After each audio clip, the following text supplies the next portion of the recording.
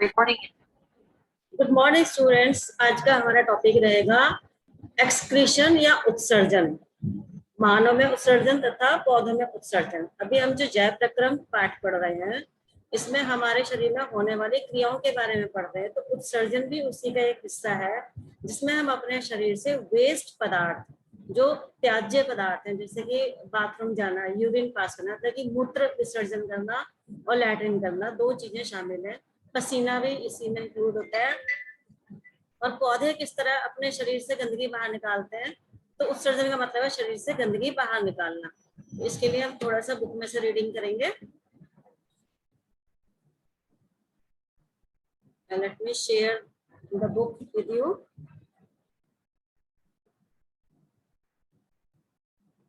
Just hold.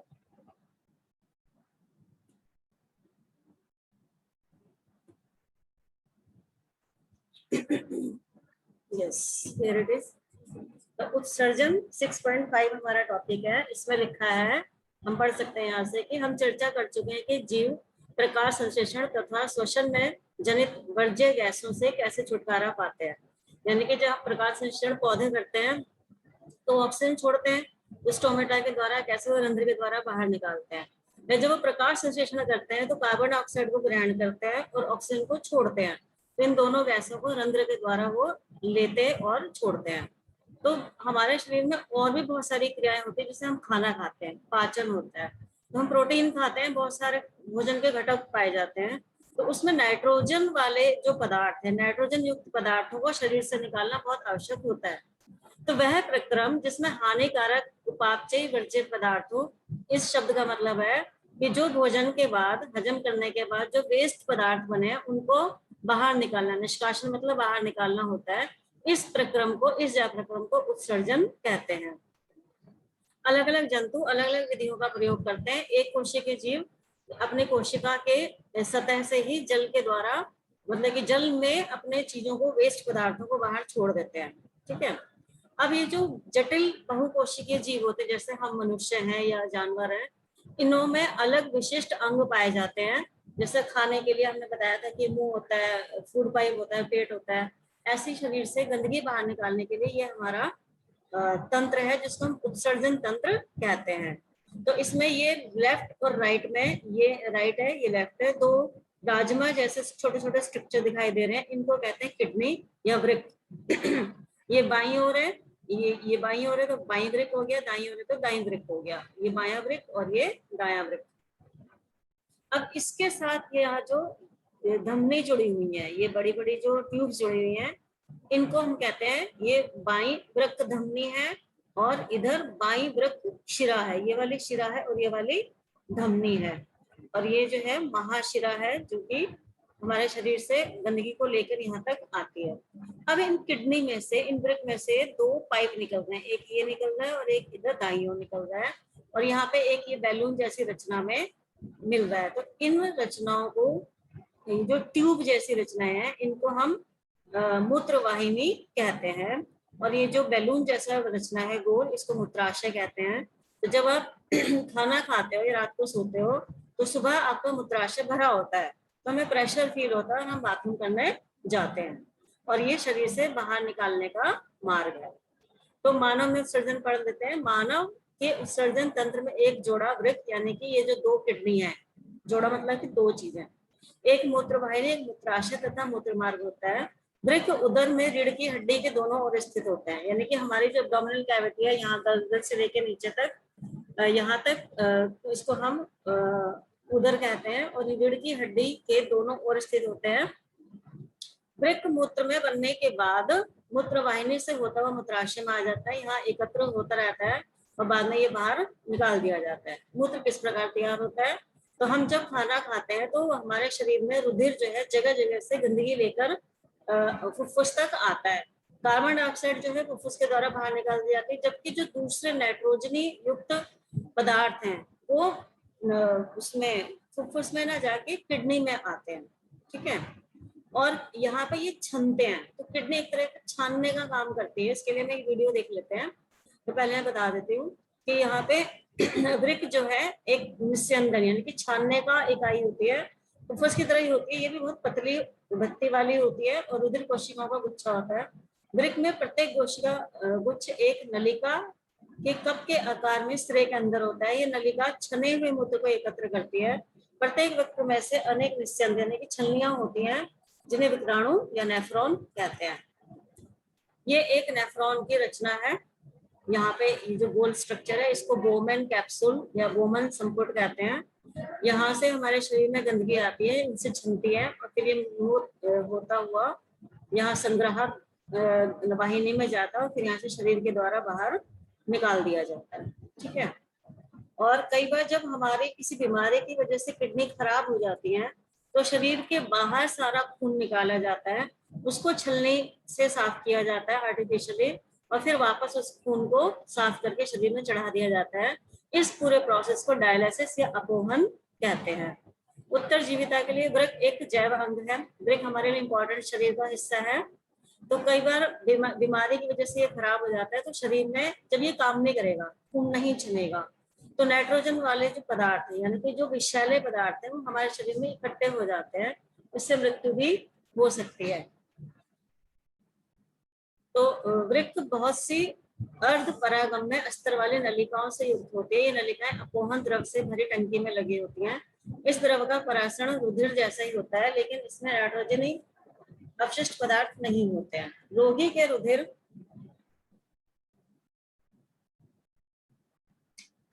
एक minute hold करो बेटा, एक second.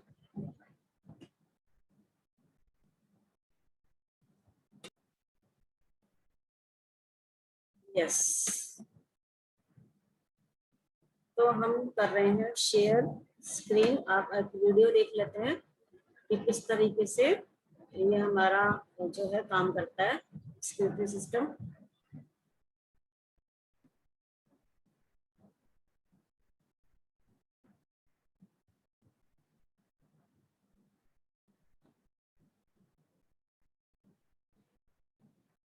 Just a moment, hold on.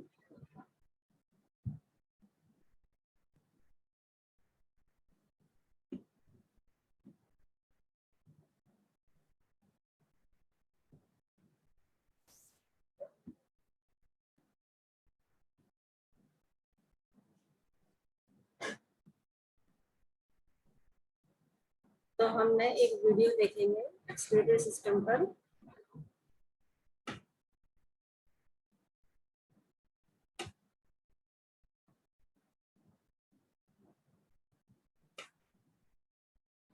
तो ये एक्सक्रीशन पर या उत्सर्जन पर एक वीडियो है, इसको हम देख लेते हैं, फिर समझाती हूँ मैं।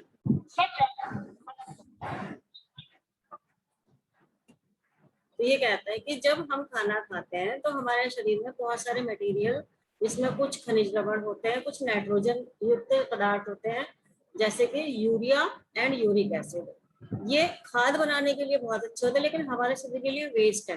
तो इसको शरीर से बाहर निकालना जरूरी है, क्योंकि ये बहुत ही जहरीले हमारे लिए साबित हो सकते हैं। ठीक है। इसके अलावा हमारे शरीर में पानी की मात्रा को नियंत्रित करने के लिए भी मूत्र का बनना आवश्यक है। अगर हमारे शरीर में बहुत ज्यादा पानी इकट्ठा हो जाएगा तो शरीर के लिए वो ठीक नहीं है। तो उसको भी नियंत्रित हमारा उत्सर्जन तंत्र ही करता है। तो ये हमारा उत्सर्जन तंत्र है, ये हमारा उदर जिसको पूरे को कहेंगे ये है। तो ये दोनों किडनी है, ये राइट और ये लेफ्ट, ये धमनियां और शिराएं हैं। और ये दोनों साइड से एक एक तरफ से ये मूत्र वाहिनी आ रही है, ये मूत्राशय, और ये मूत्र मार्ग जहाँ से बाथरूम के रूप में हमारा वेस्ट बाहर निकलता है।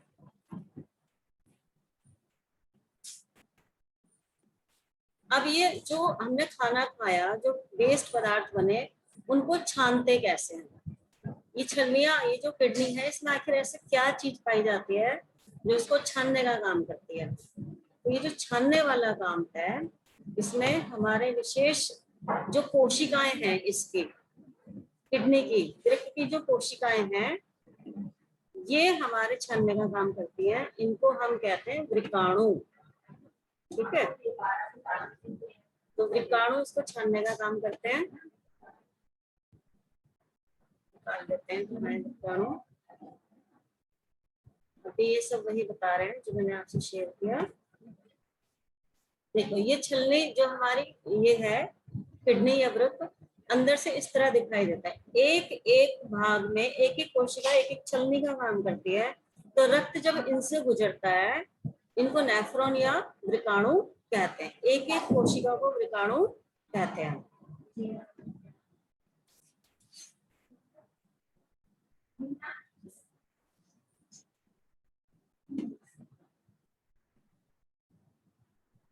इसको यूनिट ऑफ किडनी भी कहा जाता है। तो अगर हम इसको बाहर निकाल के देखें तो ये इस तरह से एक रचना दिखाई देती है।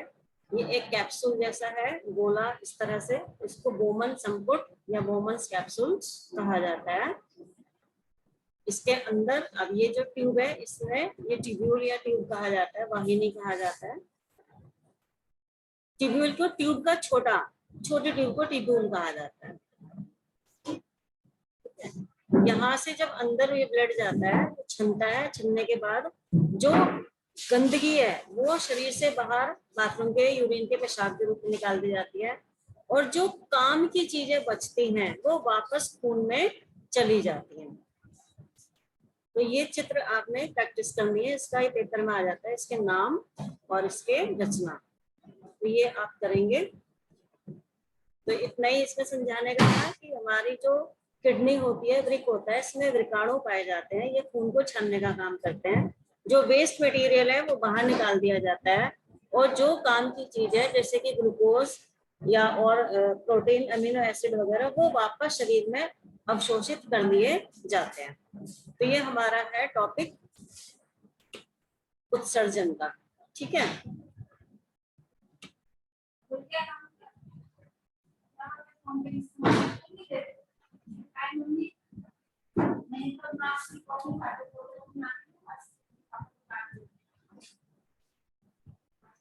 तो उत्सर्जन में इतना ही है।